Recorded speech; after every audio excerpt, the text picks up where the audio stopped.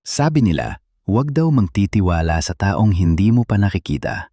Mapanganib daw ang mundo ng internet, puno ng pagkukunyari at pekeng pagkakakilanlan.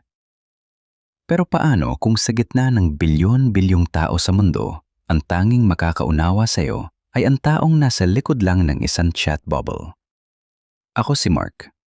Isang gabi habang nakatitig sa kasame at hindi makatulog, sinubukan kong mag-download ng isang random chat app.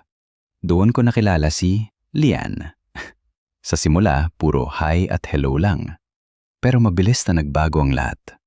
Ang mga simpleng kumustahan na uwi sa malalim na usapan tungkol sa pangarap, sa mga paboritong kanta, at maging sa mga takot na hindi namin maipaliwanag sa iba. Para kaming dalawang estrangero na matagal nang magkakilala sa ibang buhay. Naging ritual na namin ang bawat gabi. 10:00 ng gabi, mag-aabang na ako sa pag-ilaw ng screen ng phone ko. Kapag nag-vibrate na ito, alam kong siya na yun. Hindi ko pa siya nakikita ng personal. Ni hindi ko alam kung paano siya tumawa o kung ano ang amoy niya. Pero ang bawat letra na itinitipa niya, tila may kasamang himig na nagpapakalma sa akin. Unti-unti, nahulog ako.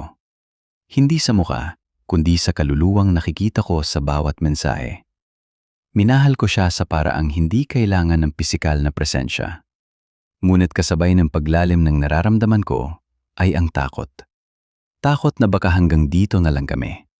Takot na baka kapag magkita kami, mawala ang mahika. Isang gabi, tinanong ko siya, "Lian, pwede ba tayong magkita?"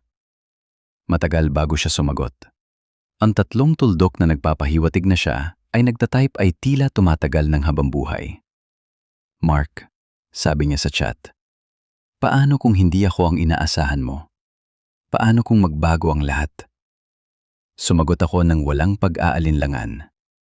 "Hindi kita minahal dahil sa inaasahan ko. Minahal kita dahil sa kung sino ka." Dumating ang araw ng aming pagkikita sa isang parke. Hawak ko ang isang pulang rosas, ang tanging palatandaan na ibinigay ko sa kanya. Ang tibok ng puso ko ay mas malakas pa sa ingay ng paligid. At doon, sa ilalim ng puno ng nara, nakita ko siya.